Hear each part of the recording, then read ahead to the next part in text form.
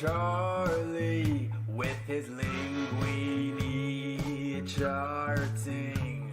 He loses sometimes, but hardly. He's BTC Charlie. But now he's GBP Charlie. It doesn't matter what he's charting. His trading is tough, but it's not all that bad with Charlie. He's got memes in the morning and more in the evening. It's Charlie. And when trading gets hard and support starts to lean, search Charlie.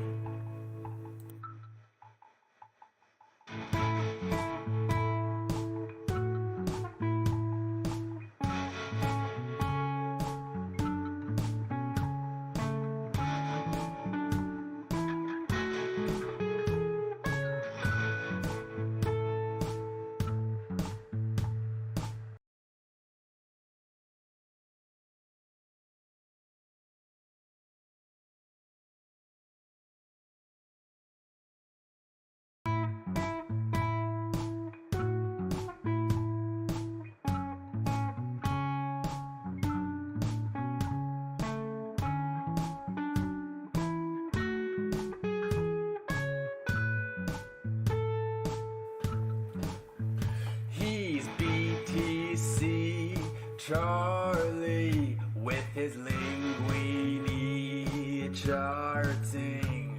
He loses sometimes, but hardly. He's BTC Charlie. But now he's GBP Charlie. It doesn't matter what he's charting. His trading is tough, but it's not all that bad with Charlie. He's got memes in the morning and more in the evening. It's Charlie.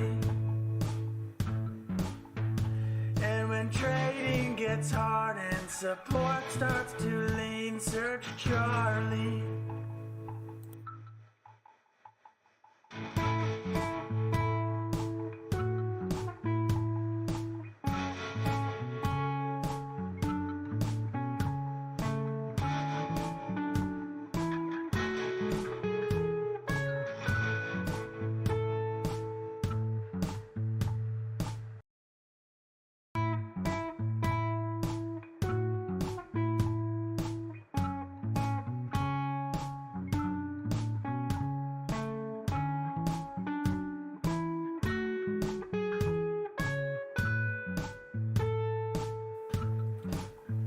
He's BTC Charlie with his linguini charting. He loses sometimes, but hardly. He's BTC Charlie. But now he's GBP Charlie. It doesn't matter what he's charting. His trading is tough, but it's not all that bad with Charlie. He's got memes in the morning and more in the evening. It's Charlie. And when trading gets hard and support starts to lean, search Charlie.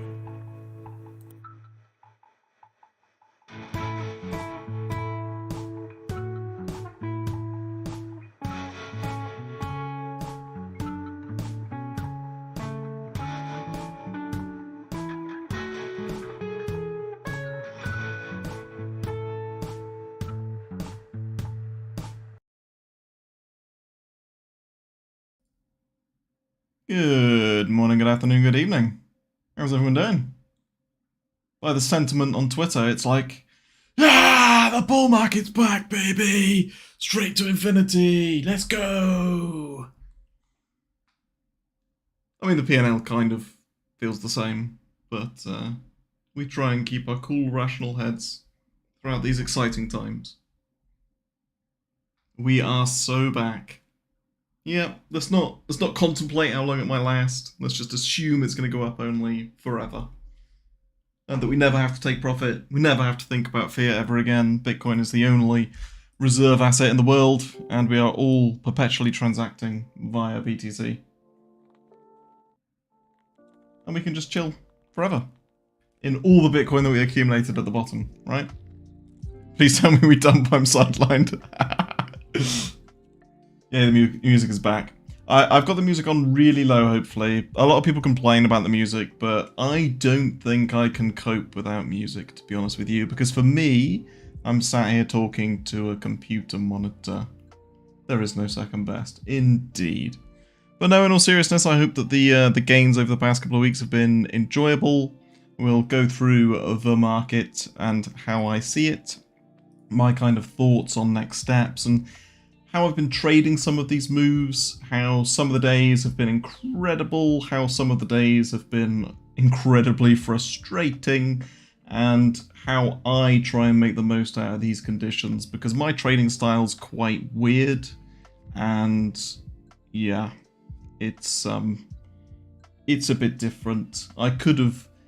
there are bags that I could have outperformed on just by holding spot. There are, you know, days where I absolutely annihilate the return compared to the market, and, you know, it's kind of everyone's personal preference. I didn't go balls deep in spot at the lows. I definitely didn't go balls deep in spot link or anything like that. But yeah, it's been a thoroughly enjoyable few weeks. But before we jump into the detail of the stream, I'll give a shout out to my partner Bluefin. If you are interested in trading on a decentralized digital asset trading platform and taking a share of their blue tokens by your percentage of volume each epoch, it's well worth checking out. They are very up and coming in terms of they've got BTC and ETH at the moment, but they are looking to add more alt markets as it goes on. I will be trading there to get my share of their blue tokens, because the volume requirements for decent proportions of the epoch are quite low at the moment. But yes, check them out. Link is below on Twitch or YouTube. And let's jump into some charts. We've got XRP. I'm not going to start with XRP. I'm going to start with BTC. What's everyone's view on BTC? Everyone thinks that this breaks up and that we're kind of done. We're kind of done with this shitty little range. For me personally, I quite like this range. Up only, Capo was right. Yeah. Crab strong. Yes, Crab is strong. But any guesses in the chat why I like this range? I haven't felt this kind of FOMO for 2 years. Wow. Yeah, psychologically, there's a lot of FOMO going on. And, you know, I joke with, like, I tweeted something actually before this. I tweeted to SC and XO, like, can you guys stop talking about TVK because I want to buy some? And it's quite funny, like, in the Paragon stream last Thursday, I don't think I even talked about it. I think I ended up talking about psychology, but we were talking about TVK, and like literally marked it all up around here, like the flip of this level essentially, and I didn't even take a position. Whoops. But you know, there's loads of opportunities on a daily basis.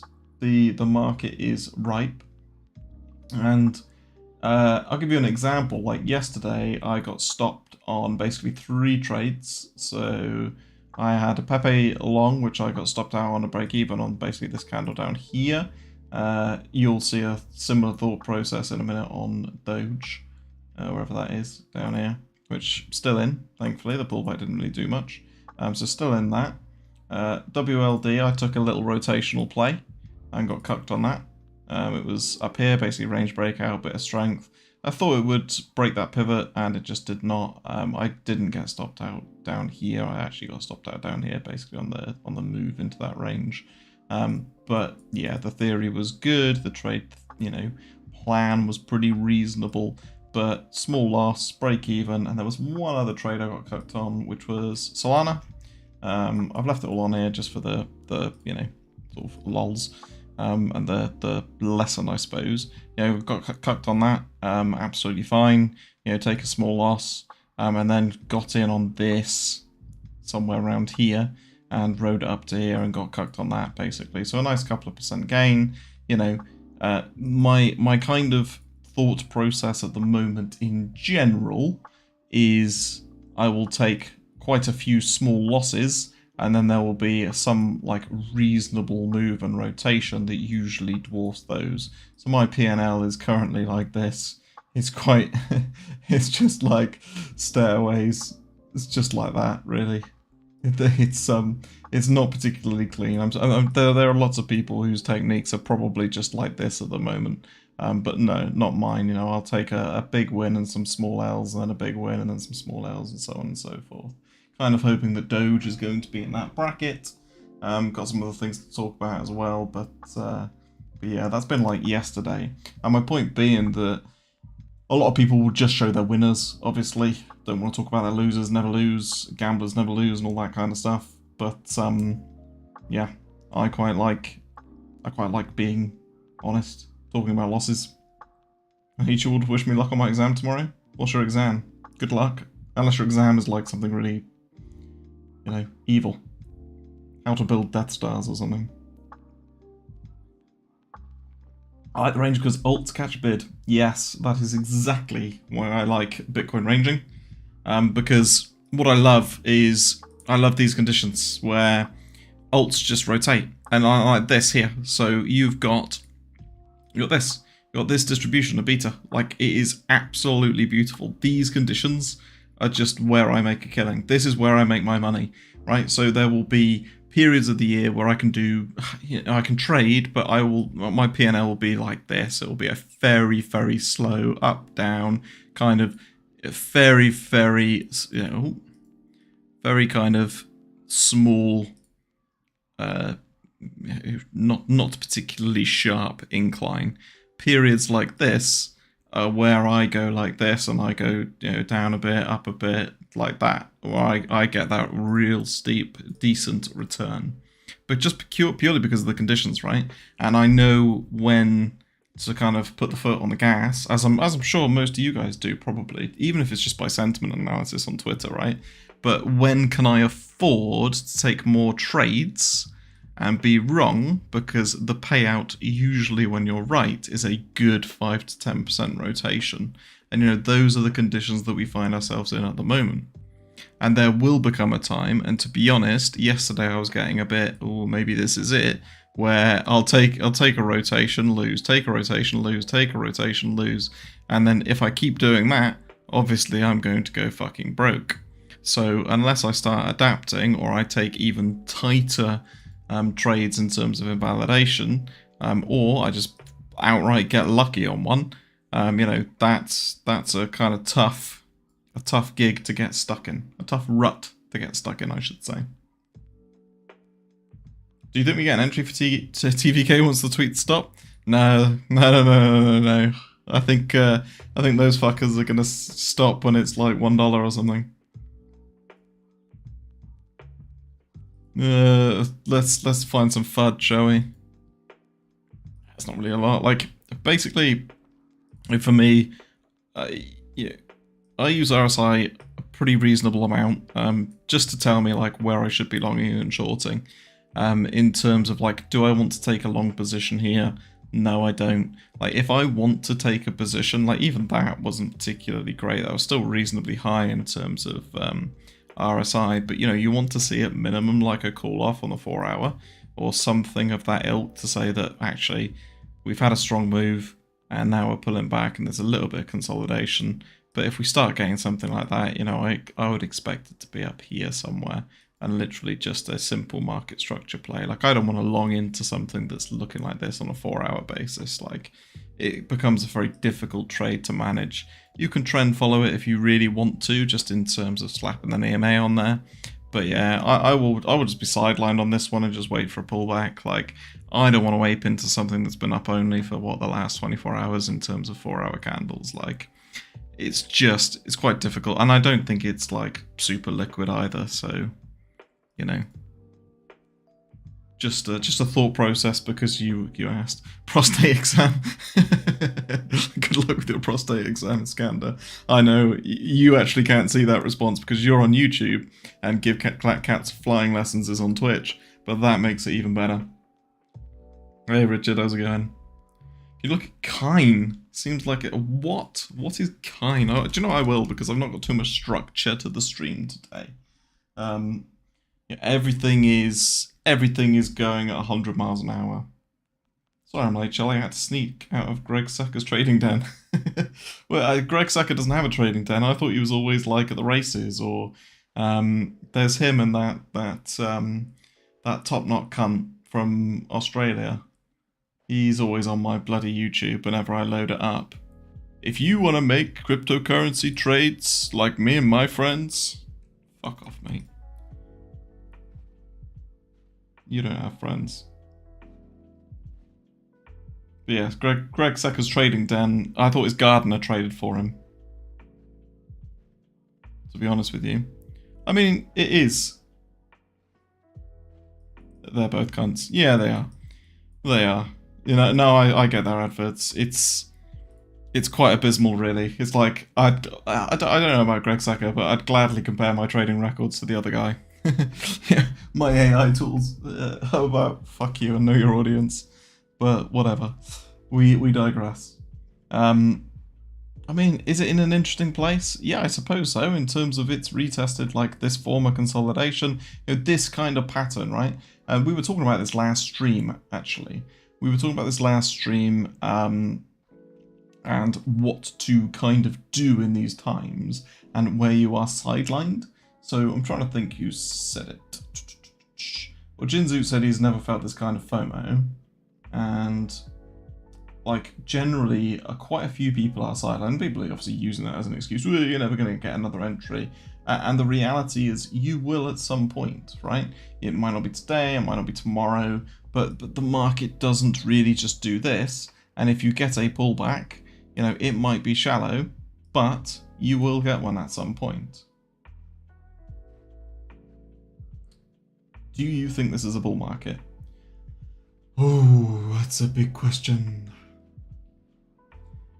I try and think of it, and I think I've given this explanation before, I try and think of it in these kind of terms, which is ridiculous bull market, you basically have to stay awake 24/7, bullish conditions where you can be risk on, neutral, kind of ranging but no clear bias, stuff is going down but it's not particularly dramatic, and catastrophic, you know, bear market in terms of everything is just fucking dying. So, you know, where are we in the form of these extremes? We're kind of here, I think. We're kind of just at the upper echelons of risk on. I don't think this is a full-on bull market time to, you know, empty out the coffers and go balls deep into crypto for the 700th time in the last couple of years. But I'd happily be wrong. So, you know, I have to prepare for both eventualities. I am lucky that I can trade this condition very well. I can trade this condition very well. This condition okay. And this is where I kind of struggle, as do a lot of people, because I tend, you know, my trading style of trading altcoin beta doesn't really lend itself particularly well to being on the short side. But the upside is, even in these environments, we get big sell-offs and then we get strong mean reversion plays, even if that is just for, you know, prior to the next leg down. I do think we've had a lot of that, and we've had that for the last year or two, and, you know, I definitely don't think that this is like peak bear market cope, or from my perspective, it's bear market PTSD or anything like that. I think we are seeing some projects come in with reasonable valuations. I've invested in a couple of them. You've seen my disclosures on Twitter. You know, and I've bought on market some other ones that are low caps or probably mid caps by now, I suppose. But do I think that this is, you know, brand new bull market, everything's going to infinity? Well, that's interesting. What the fuck is that? You know, no, I'll maintain my view that we're in a reasonable uptrend in a kind of generally downtrending market, although I don't know what the fuck that is. I haven't loaded that up. You know, if that's the Pico Schmico bottom of stablecoins and stablecoin market cap, you know, and we actually see a huge influx of stablecoins back into the market, basically pumping up crypto value, then great. But, you know, for me, I'm not super bullish at this point in time. I will play the rotations and I will play some wonderful opportunities that the market offers me. But, you know, I'm not sat here saying this is the most glorious alt run I've ever seen, because if you actually zoom out a little bit, structurally, there's a few altcoins that have outperformed Bitcoin in the last, you know, few weeks, and quite a few that haven't. And in a true quote-unquote bull market, that would be 90% above, 90% of altcoins would be above BTC. But I think it's a strong Bitcoin narrative with ETF and everything that's going on. I think there are some great outliers in terms of things like Sol, TRB, which Sol, you know, I kind of like shitting on Sol, to be honest with you. It was quite fun to trigger the Sol maxis.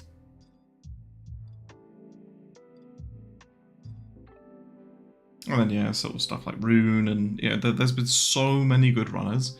And last week we kind of marked up a load of like 4-hour charts on Binance, and went through, you know, if you've got a high time frame range, where do you want to set an alert? Like here, basically, player breakout and continuation. And your kind chart that you kindly offered me up is kind of that. You know, it's quite difficult to get on board those kind of plays when they're running. So I quite like waiting for those consolidations. TRB, actually we went through TRB in the group last week, and TRB is just up only. So that was from my stream. That was, we talked about it on Thursday, and literally said, right, like in a bull market, it's not that, or not in bullish conditions, I wouldn't use the word bull market, but you know, TRB has basically been in its own bull market. You don't need much more than simple levels to give you trade thesis and invalidation. And that was it. It's like, that's an hourly level. Bosh, bosh, bosh, bosh, bosh. You know, absolutely all of those dips bought. And then suddenly you get a nice rotation. I didn't catch that one myself because I was actually in Betty Buys. But LDO was one where, you know, similar thought process. Bosh, bosh, bosh, you know, absolute bought up. Aim for a reclaim into the prior range, and you know, just a simple level to level kind of play. What was the other one though? Did this week? Yeah, ETC, which was part of my outlook. I longed it, and then I started recording my outlook, and it did that candle while I was literally recording. But yeah, Betty Buys. Gotta go to Betty Buys. But yeah, just like real simple stuff. And in these kind of conditions, you just get forgiven. Obviously, what I try and do low time frame, and I teach a lot around that, is, you know, combine it with spaghetti, because this is what I'm looking at all day, every day. And you can get some great trades in these conditions with this. Absolutely phenomenal. Like, you know, even just this here, like looking at sushi. And just, you can see how it's just outperforming the entire market. Yes, this is retrospective, but, you know, before the stream, I was kind of umming and ahhing.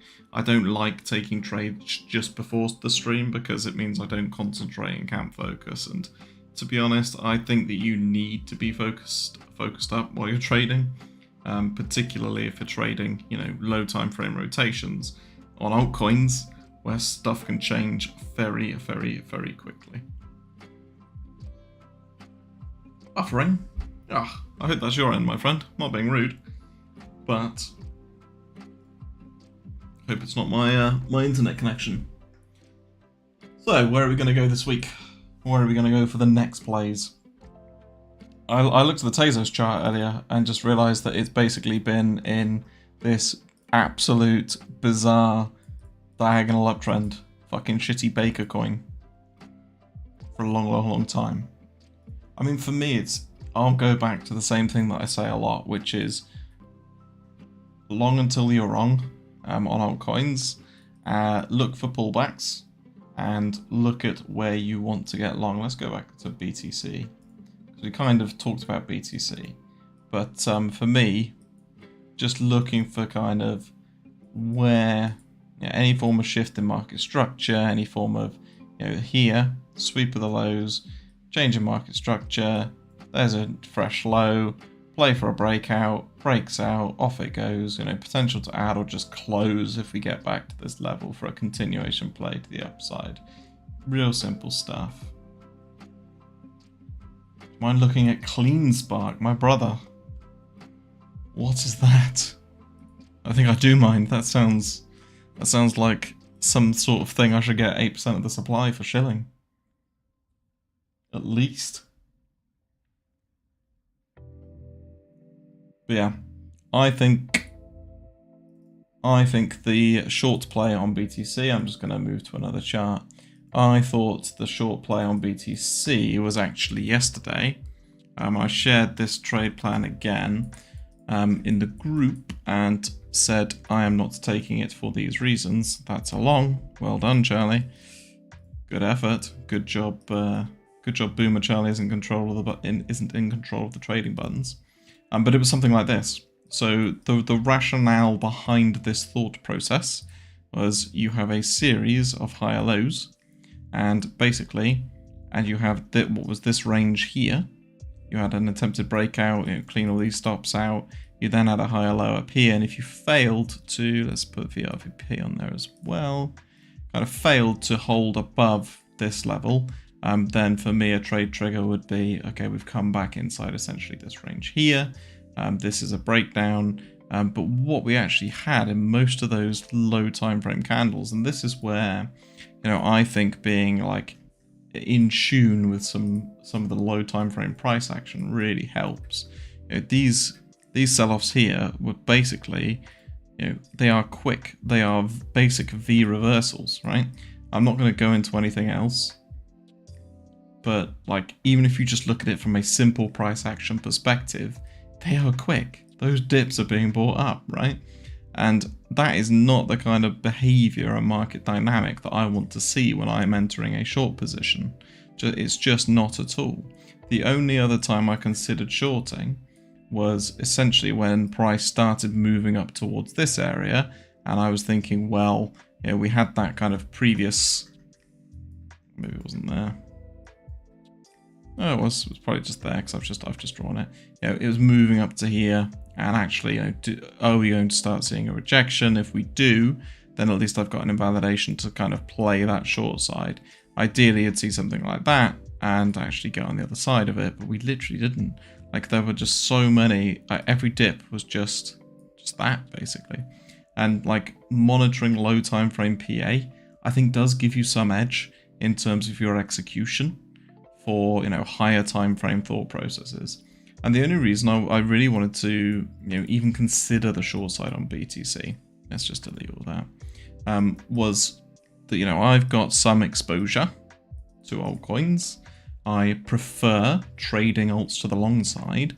So for me, structurally, can I give away kind of 1R as a short hedge at what was a reasonable point? Yeah, I certainly could. But didn't end up taking the trade. Do I think the ETF is a seller news event? Ooh, that's a good question. I haven't really thought it through, to be honest. Because I'm going to be in different positions probably by the time that news comes or does not come through. I think we will get one at some point. Whether we get it in the next, I don't know what the deadlines are these days, but in the next month, 2 months, 3 months, 6 months, 10 months, a year, who knows? But it's a very good question, and probably one I should ponder. What's my best educational vid teaching to read spaghetti? Well, since you are on my YouTube, CryptoPiggyB, there is one from several years ago that I did on my YouTube channel that you can check out. Obviously, like, subscribe, comment on all of them, and do whatever you do with these social media things. But yeah, there's one from way back when. There's obviously a lot more in the Paragon group. I'm actually, I keep meaning to record the videos, but I'm doing a 3-part series on spaghetti, talking about low time frame, medium time frame, and high time frame uses, because there's a lot of nuance in each of those three, and they all tie in together, but they're all quite separate uses, or use cases, really. I mean, it's the same principle, right? It's beta, but it's how to use that in conjunction with other bits and pieces. I've just noticed my Bluefin logo is not in the center, so there we go. We've corrected that for your viewing pleasure, for anyone who suffers with you know, mild lined up autism. So yeah, I kind of hope that the best outcome for me, in all honesty, is that we are just stuck. We're just stuck in a Bitcoin range. Just give me this. Give me this for the next 2 months. Just let's play altcoins. Give me a rotation to the downside on Bitcoin, so alts pull back. And great. That would be absolutely incredible. Yeah, I know, Richard, sorry, I just need to actually record it. I'll scrub and see if you can find it. Yeah, it's literally YouTube videos and then a little bit old. Yeah, this, you know, that and that pullback. And one thing that I posted yesterday on Twitter, so any of you guys follow me will notice that I posted, you know, a basic spaghetti rotation yesterday. And my point was that Bitcoin only dropped 0.51%, and most altcoins shat the bed, right? So as much as I think you should be looking to long, this is not the time where you exponentially risk and, you know, take on huge amounts of risk. The reason is that if Bitcoin starts moving the other way, you know, what do you think would have happened if that was a 5% drop on BTC?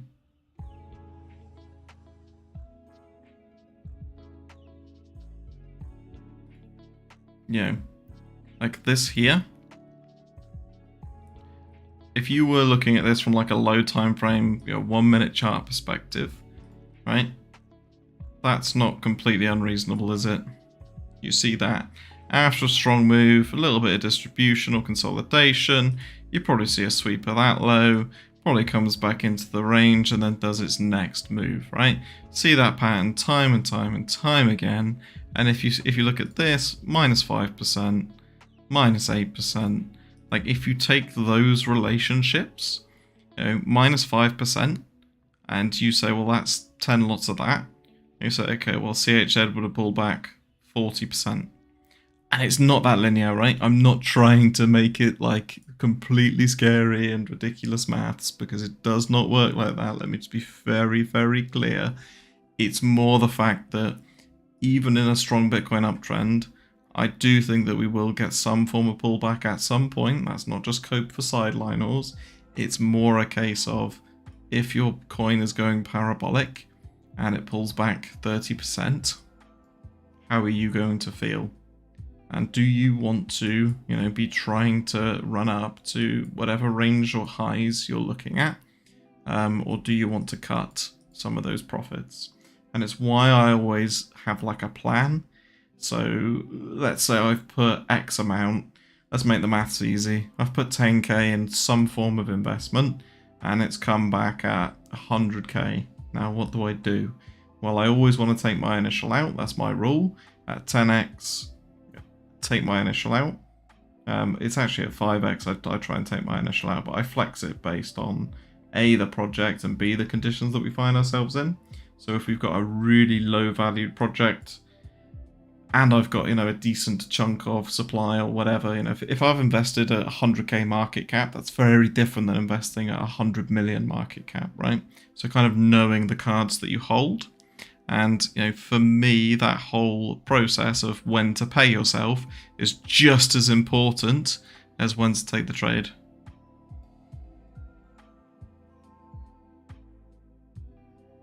It's going to lose the range, sweep 31 to 30k. People are going to say it's over, and then it'll bounce back into the range, smash it, go through 40k, and we'll be back on the shitcoins. I like that, Simple Riches. You know, one of the thought processes that I've had, and I'm sure you've seen a bajillion times on Twitter, is exactly that. It's this high time frame range. The thing for me is, and I've been through this in the group a few times, is I think if we are still in bullish conditions, even after like dying from this range, and pulling back, and you know, you start looking at like a weekly level, right? Like from a weekly perspective, that's not unreasonable at all. But I think on a lower time frame perspective, we will front run that 31k level. Hence my alert is at 32. So, you know, I would not be surprised if we sold off dramatically into that kind of 32-ish area and just started front running this. And in bullish conditions, you know, you do really want to see that kind of meme level be front run. So I agree with your thought process, and I think it's completely reasonable. However, I think that basically waiting for the baby pips retest of a level is what will get you fucked. And let me illustrate that perfectly with an example. Here is my alert on Rune. Here is what Rune did. After I set my alert like a complete pleb, because I was setting the alert down here, so I didn't even just have the fucking audacity to do this and put it across there. I'm gonna undo that. Maybe I deleted it now, but that was my alert. Yes, because I reset all the alerts so they actually ping off in the Paragon finally. But that kind of illustration is where, you know, great planning, good theory in terms of real high time frame level on Rune, which is one of my favorite bags, maybe a lot of money, blah blah blah. Now I sound like Greg Secker. You too can trade Rune and 1000x it whilst doing my gardening. You can't. It's probably not going to 1000x from here. Not financial advice. Do your own research. This is for educational purposes only, etc.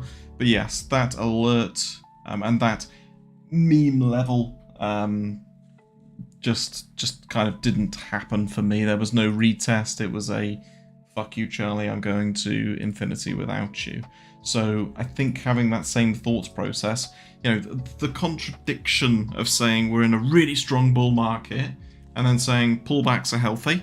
Yep, completely agree. And then saying, but we're going to pull completely back to a meme level that everyone, you know, is completely aware of is literally, you know, a monthly or weekly level, you know, very, like, I've drawn it in big, thick pink just to kind of make it so obvious. If it's not being front run, that's not a good sign, is my point. Saying if it dips and it bounces or whatever level does. Yeah, along everything. 0 IQ star. Yeah, I mean, I think that's completely fair. And I think for me it is, as long as there is risk in the market, as in people are positioning risk on, I'll catch some nice rotations. The important thing is, particularly at this kind of stage, for me, just in terms of this low time frame rotation, right? Or sorry, this high time frame rotation. You know, you see BTC, you see what we've done throughout the entire year. We've actually had pretty beautiful market structure, apart from these kind of equal lows. We go up, we consolidate for a bit, we pull back. We consolidate for a bit, we go up. You know, and we are printing that kind of beautiful baby pips market structure. And okay, we got that kind of equal low back here, but you know, to think that we're not going to get a pullback at some point in time, I don't know, maybe not. Maybe I'm not bullish enough, but I would rather plan for it, have some spot altcoin bags that I think will do, you know, incredibly well. And some of them have done incredibly well. I'm not sure which shitcoins we've actually talked about on this. Good God.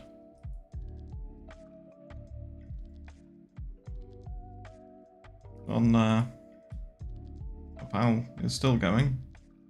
Sheesh. Have I seen TVK? Yeah, maybe we started at the start of the stream on that one. But that classic all-time high retest on PAL. Bosh, you know, up basically 2x. I might have to post that on Twitter, claim some clout. But you know, this is like a low or reasonably low liquidity coin in terms of I think it's doing like 1 million a day daily volume or something. But like allocating small amounts of portfolio to these kind of coins that can pull these kind of moves. But that's how I made a lot of money in 2018-19 on a place called Trade Ogre, if any of you remember it, if any of you were about. Buying things like R and is it Zen? I think what other ones were on there? There were loads. We just ate basically different shitcoins every single day.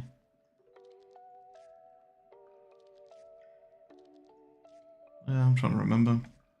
There were loads of like low caps basically, but when I say low caps, they were like 50k to 100k, and obviously it was quote unquote harder to find or to create coins back then, whereas nowadays you can just type it into ChatGPT and it'll create one for you. I'm sure. Not that I've done it, obviously, but yeah, RRB has been a bit disappointing actually. Covered that a couple of times, but RSR. Right. Where do we want to go now? Anyone want to talk about Link? I missed my alert popping off, and it's just flown since. Got it because it was the weekend. And unfortunately, Charlie has a family. I'm joking. I'm very blessed, and what I like to do, despite the fact that RB was actually a bit crap, is trade during the week, pretty much dedicated, and then take weekends off and do some IRL nice things. Am I in any Sol shitcoins? I'm not actually. I have not been doing much on Solana, or none that I would talk about. Put it that way. I think there's probably a reasonable opportunity in terms of if you're a Sol bull and you are thinking, right, Solana is, you know, the next big thing. You know, it's moved well, don't get me wrong, but you know, there's going to be a big rotation of capital into the Sol ecosystem. You know, I personally struggle with the whole ecosystem rotational play, purely because there's so many of them, and we've had those narratives. Do you know what I mean? We had that whole, right, it's AVAX season, it's Matic season, it's this season, and they, whilst that phase may come round again, I think that's further down the risk curve. There was there's a great kind of schematic by a chap called Secrets of Crypto, which is like, this is the market cycle.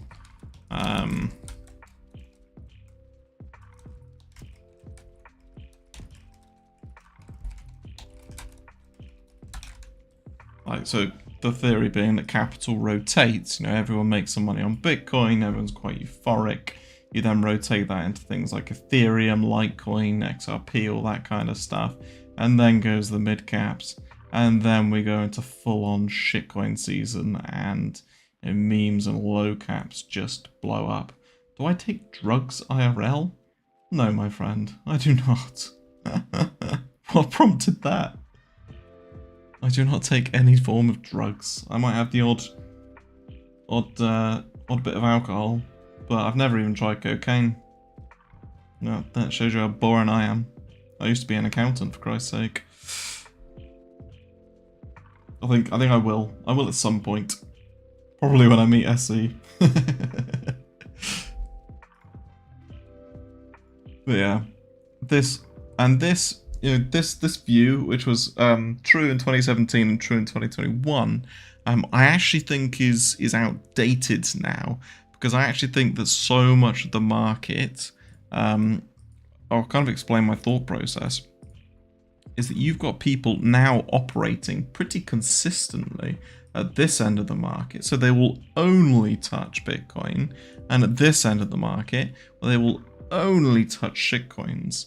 And both seem to do reasonably well from the perception on Twitter, which obviously everyone does well all the time because no one ever takes a losing trade.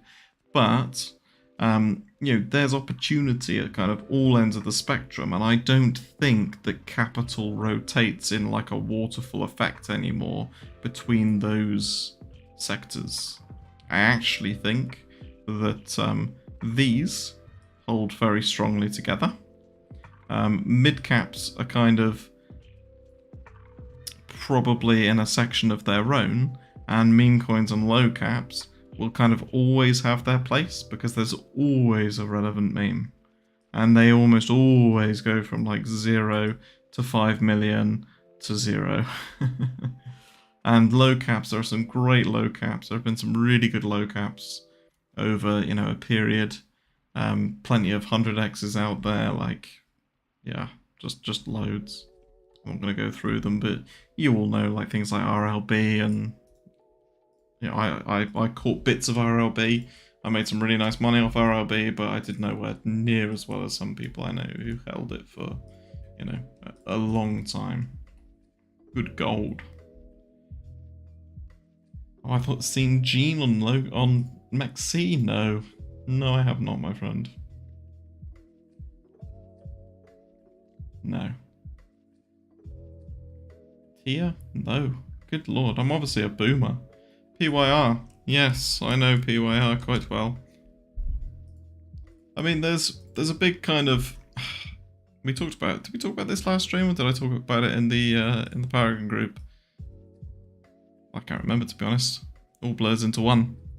But again, huge long range, big breakout of said range. It's kind of like Link all over again in terms of, this is the accumulation range, and if this breaks out and actually starts running, which it looks like it is, it can keep going. The big thing for me and like the whole gaming narrative is people are really, really hyping gaming narratives. And right, this is where I mid-curve it, so I'm going to bore you with the mid-curve rant, and then we'll talk about how to actually trade it, because they're two different things. But the whole gaming debacle for me was kind of done in the 2021 cycle. It was one of the main focal points, things like Axie Infinity, Wilder World. There were loads of great gaming projects that ran for hundreds of X's. But the problem with all of them is that they didn't actually have a game that people wanted to play constantly. So, they didn't have that consistent user base. It was like pure speculation. So I'm going to sit there and say that's like my mid-curve view of gaming and the gaming narrative is I think it's pretty much done. I think it'll be a good rotational narrative at some point in these little cycles. But I don't think I'm going to take out, all of my capital from outside of crypto and stick it back in to go with a gaming narrative play.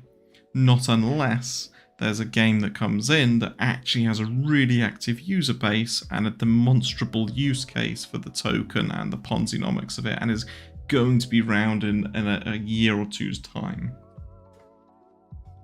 Done. The games that were built in the last cycle were shit. This time they might actually be better, lol. Yeah, and that's what I mean, is that you have to kind of, like, at this point, I want to buy into a game that I would play, is the way to put it. I don't just want to buy into the quote-unquote gaming narrative.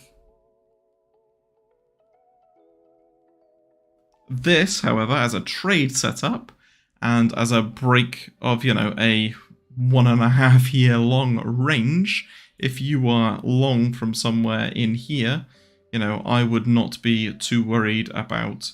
I would personally be quite happy to round trip this on a reacceptance basis. Like, if this doesn't break out and just fuck off, then, the RR there for me personally is there.